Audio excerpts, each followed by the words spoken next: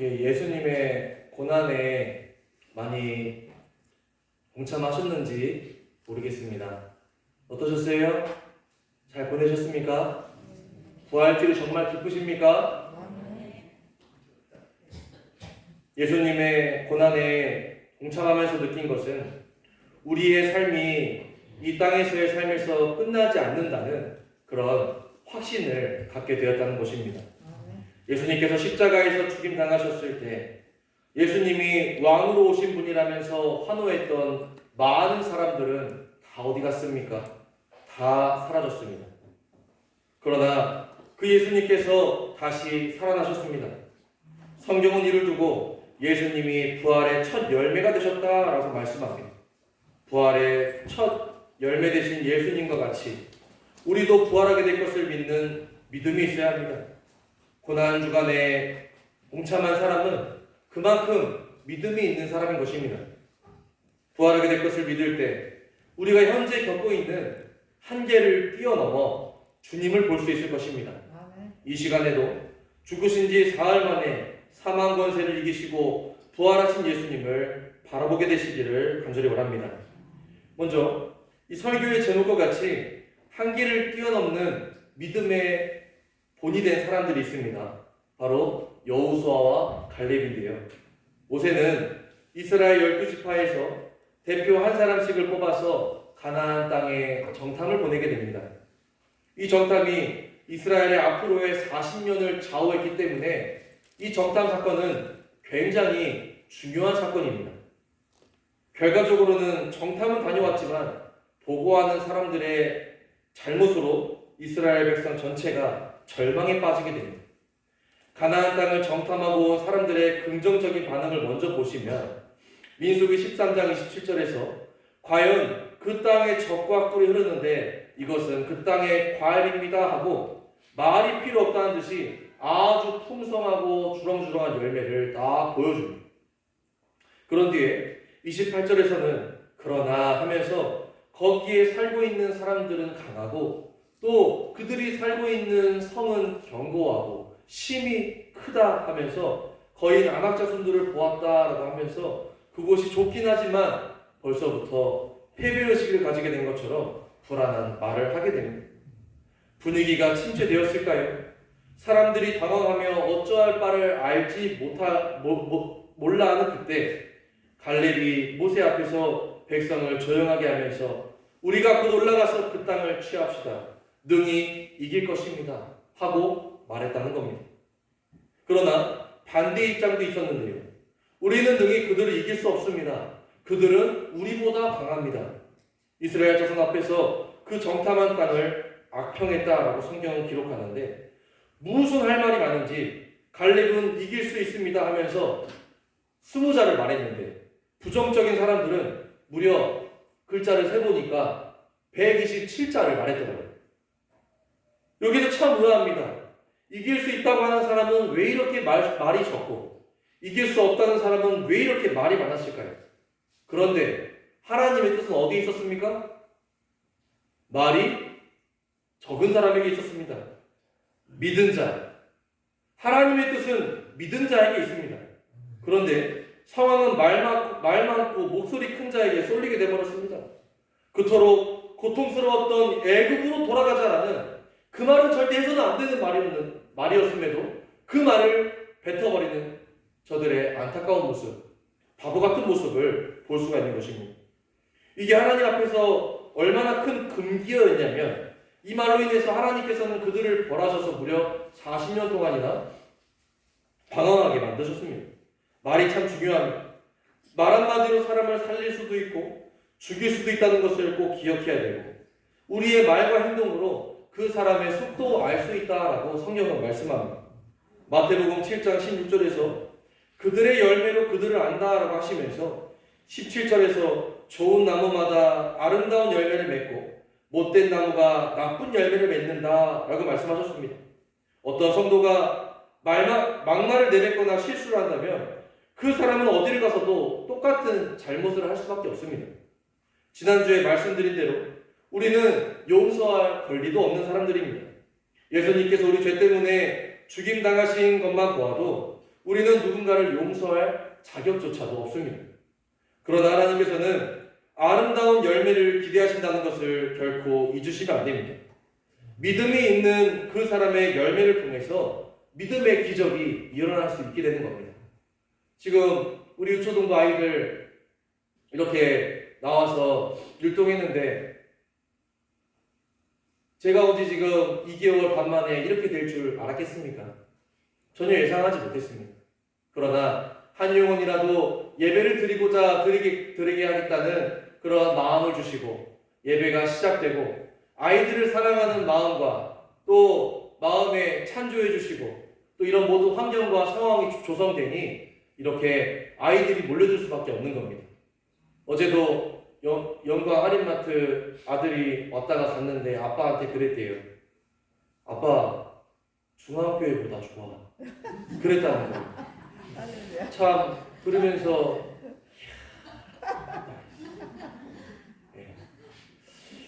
눈에 보여지는 것만이라도 일단 좋았다면 다행입니다. 왜냐하면 아이들은 순수해서 더 재미있는 곳에 자신들이 더 유익한 곳을 찾기 때문입니다.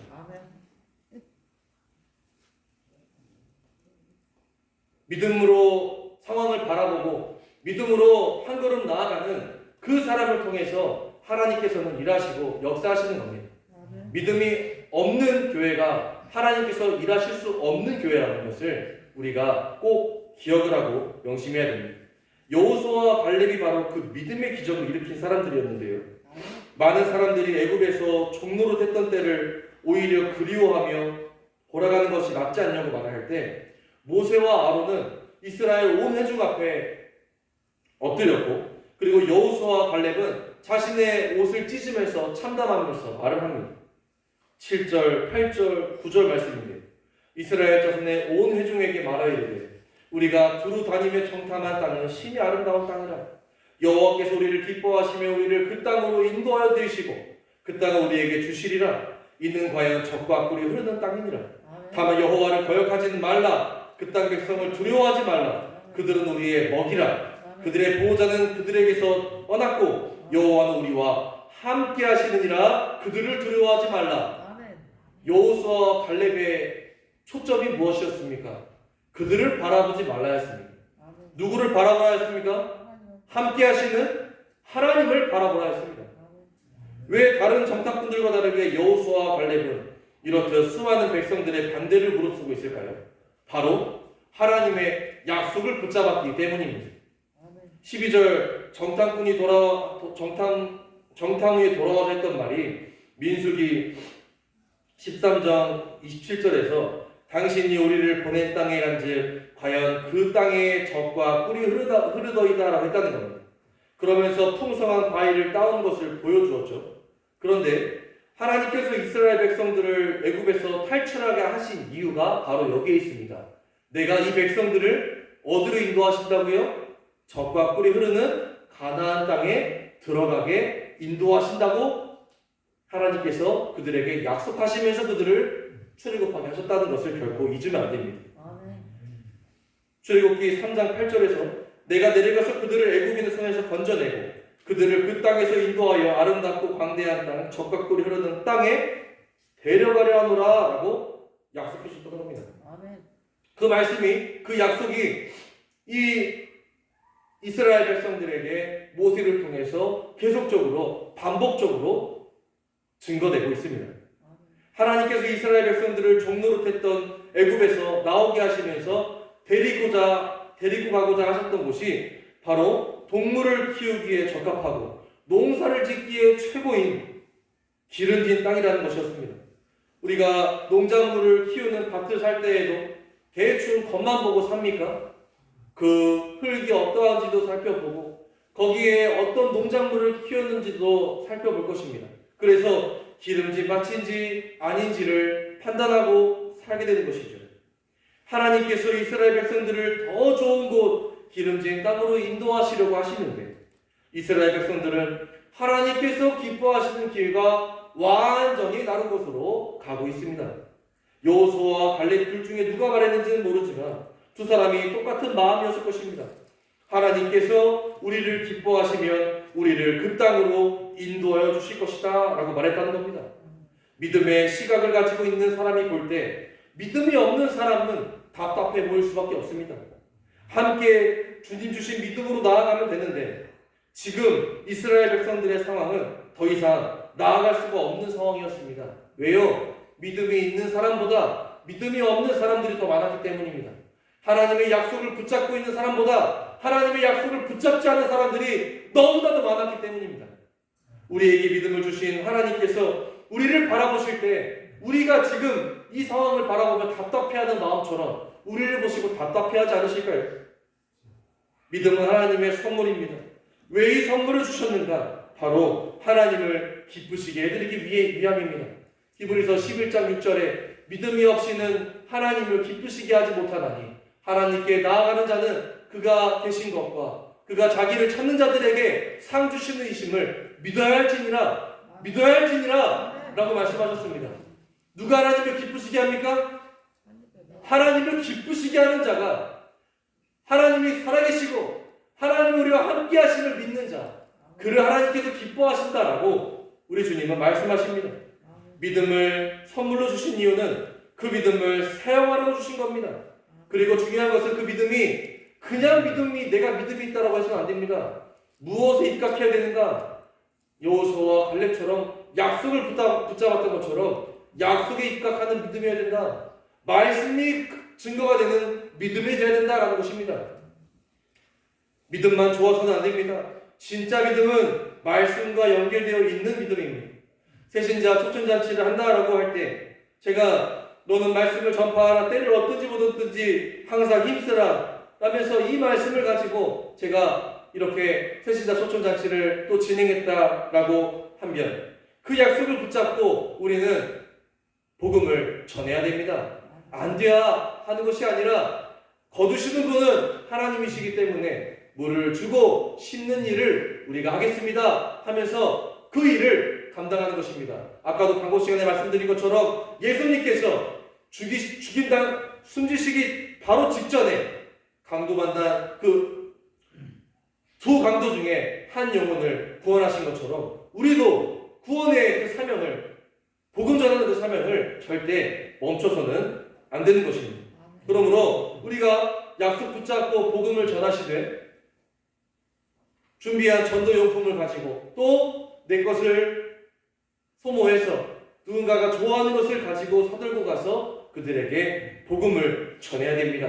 그러면 하나님께서 거두실 것임을 믿고 전하는 것입니다. 고린도전서 3장 6절 말씀에 나는 심었고 아볼로는 물을 주었으되 오직 하나님께서 자라나게 하셨나니 오직 하나님께서 자라나게 하셨다라고 말씀합니다. 하나님의 약속을 붙잡고 믿음을 발휘하시기를 예수님의 이름으로 축원합니다. 부활주의를 맞이하는 오늘 우리의 몸이 예수님 이 땅에 다시 오실 때 우리의 몸이 완전하게 변화될 것을 진짜 거짓없이 믿고 계십니까? 확신하십니까? 고린도전서 15장 51절 말씀에 내가 너희에게 비밀을 말하노니 우리가 다 잠잘 것이 아니요 마지막 나팔에 순식간에 호련히 다 변화되리니 나팔 소리가 나매 죽은 자들이 썩지 아니할 것으로 다시 살아나고 우리도 변화되리라 말씀합니다. 지금 우리의 이 몸이 영원히 우리의 것이 아닌 것입니다. 영원히 우리의 것이 아니기 때문에 우리는 지금 우리의 몸을 보면서 한숨 쉬고 아픔으로 절망하는 것으로 끝나는 것이 아니라 장차 우리의 몸이 호련히 완전하게 변화될 것을 믿음으로 우리는 기쁨으로 살아갈 수 있는 것입니다. 아멘. 그래, 열심히 내 자식 새끼들 먹여 살린 결과로서 무릎 수술 3번, 4번 할 수도 있지. 그러나 이 몸뚱아리가 내가 영원히 이곳에 살 것이 아니라 내가 영원한 살 곳 저 천국이 있기 때문에 나는 주님 앞에서 감사합니다 하는 그러한 믿음의 고백을, 믿음의 기도를 해야 되는 것 아닙니까? 우리 모두가 그런 믿음의 기도를 하게 되시기를 간절히 바랍니다. 우리의 연약한 몸이 다시 새롭게 변화될 것을 믿고 또 우리가 거할 저 천국을 소망한다면 더 이상 이 땅에서의 어려운 형편에 우리가 걱정, 근심에 빠져서 살아가지 않게 될 것입니다. 그래서 우리에게는 믿음의 시각이 꼭 필요한 것입니다. 이스라엘 백성들을 보십시오. 현재라는 문제에 봉착했습니다. 현재라는 한계에 봉착했습니다. 한계가 아니죠? 한계입니다. 한계. 장애물이 그들 앞에 놓여 있습니다. 그들이 바라봐야 할 분은 하나님이셨지만, 정확히 말씀드리면 약속하신 하나님을 바라봐야 했지만 그들은 그러지 못했습니다. 정확히 말씀드리면 그러지 않았습니다. 여호수아와 갈렙도 했는데 그 외에 모든 사람들이 하지 못한 것을 볼 때 그러지 않았다라는 것입니다. 그런 그들이 어떻게 하나님께서 약속하신 땅에 들어갈 수 있겠습니까? 한 사람도 들어가지 못합니다.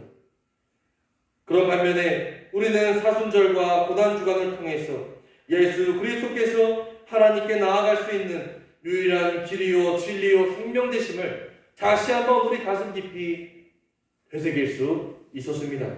이미 나를 믿는 자는 죽어도 살겠고 무릇 살아서 나를 믿는 자는 영원히 죽지 않는다 라는 그 예수님의 말씀 약속을 믿고 우리도 부활하게 될 것을 믿고 살아가지 않습니까? 이 시간 예배드리지 않습니까? 약속을 알고 있는 우리에게 천국은 이미 소유한 것과도 같다라는 겁니다. 이미 우리는 하나님 나라를 소유한 천국 백성인 겁니다. 그런 믿음의 사람이 믿음의 삶을 살지 못한다라는 것이 얼마나 어불성설입니까? 말씀에 입각하여 믿음의 삶을 살기를 원합니다. 예수님께서는 마지막 숨을 거두시기 직전에 강도 한 사람 구원하셨고 하나님 말씀에 순종하셨다는 것을 계속 말씀드렸습니다. 현재의 한계를 뛰어넘는 삶이 하나님을 기쁘시게 하는 삶인 줄 믿으시기 바랍니다. 이스라엘 백성들을 보면서 망해가는 사람과 성장하는 성도의 차이점을 발견하게 되었습니다. 망해가는 사람은 자신이 잘난 줄 알고 교만 떠는 사람입니다. 말씀의 귀중함을 모르고 살아가는 사람입니다. 반면에 성장하는 성도는 약속만 꽉 붙잡고 살아가는 성도입니다. 우리 아이들에게 바라는 것도 하나님의 약속을 붙잡아야 한다는 것이고 믿음으로 삶을 살아야 한다는 것입니다. 죄 많은 이 세상을 살아갈 때 말씀 없이는 한 발자국도 움직이지 못하게 되었으면 좋겠습니다. 차라리 말씀 없이는. 우리 아이들이랑 방방이 누가 제일 재밌게 노는 줄 아세요? 우리 아이들 중에? 누구겠어요? 누구겠어요? 말하는 저죠. 제가 제일 재밌게 놉니다. 우리 아이들보다. 한번 놀 때 아주 제대로 놀아버립니다. 어제도 제가 방방이를 좀 안 띄웠더니 애들은 아무것도 안 했다고 하더라고요. 놀이 같은 거를. 제가 수건 돌리기든지 또 안대 쓰고 이렇게 눈 가리고 얼음땡 놀이 이렇게 하게 되는데 사정없이 막 달립니다. 애들 잡으러. 어떻게 달립니까? 뭐가 있어서 달립니까? 왜 달릴까요? 안전하기 때문입니다. 안전망이 있기 때문이죠. 그 안전망이 우리 예수님이 되어주신다는 겁니다. 말씀이 되어주시는 겁니다. 하나님의 약속을 붙잡는다면, 하나님의 말씀 안에 있다면 우리는 안전할 수 있습니다. 우리는 평안할 수 있습니다. 왜 불안합니까? 말씀이 없고 약속 없이 내 마음대로 내 뜻대로 살기 때문에 우리는 불안한 삶을 살아갑니다. 부활하신 예수님을 다시 바라보며 저 천국을 소망하는 삶을 살아간다면, 그 말씀을 바라본다면 우리는 현재의 어려운 상황에, 현재의 그 장애물에 절망하지 않습니다. 그 너머에 계시는 한계를 뛰어넘어 하나님을 바라보게 되면 우리도 저 믿음의 선진 여호수아와 갈렙과 같은 삶을 살아갈 수 있을 것입니다. 다 안 된다고 말할 때 우리는 하나님의 약속을 붙잡는 우리가 되지 못했음에 하나님 앞에 회개하시고 더 하나님의 약속을 붙잡고 된다. 나는 약하지만 하나님의 약속이 일어나기 때문에 때를 어떤지 못했든지 나는 힘써 전파하리라. 거두시는 분 하나님이시기 때문에 나는 복음을 전파하리라 하는 그런 마음으로 한다면 강아지라도 왔다 갔다 하지 않겠습니까? 그러니까 절대 우리는 하나님의 약속을 의심하지 마시기 바랍니다. 예수님께서 부활하신 것 결코 우연이 아니라 예수님께서 부활하신 것처럼 우리도 장차 이 썩어 빠질 몸 더 이상 여기에 평생 안주하고 있는 것이 아니라 언젠가는 완전한 몸으로 호련히 다 변화하게 되어서 우리 주님을 보게 될 것입니다. 우리에게 주어진 이 땅에서의 삶 10년, 20년, 30년, 40년 몇 년이 될지는 알 수 없지만 우리 주님 부르실 때까지 우리는 우리에게 맡겨주신 이 사명을 끝까지 감당해야 됩니다. 무엇의 시각으로요? 어떤 시각으로요? 무슨 시각으로요? 아니 무슨 시각으로요? 어떤 시각으로요? 주여 믿음의 시각으로요. 무슨 시각으로요? 믿음의 시각으로요. 저는 하겠다고 주여 이러고 가겠다고 하는데 성도님들은 다 안 돼 하면은 제가 힘이 나겠습니까? 도와주시겠습니까? 함께 하시겠습니까? 함께 하시겠습니까? 저는 제 힘으로 하는 게 아니라 우리 담임 목사 되시는 성령님 의지하며 하겠습니다. 우리 성도님들도 말씀과 또한 약속 붙잡고 살아가시고 저에게 힘을 보태주시고 저를 위해서 기도해 주시고 믿음으로 이 난간을 복잡한 난간을 깨뚫고 나가고자 하는 저와 함께 하나님을 기쁘시게 하는 그런 올 한 해 보내시기를 예수님의 이름으로 축원합니다. 기도하겠습니다. 부활이요 생명이신 하나님, 긴 사순절과 고난주간을 지나 은혜로운 부활주일을 맞이하게 하시니 감사합니다.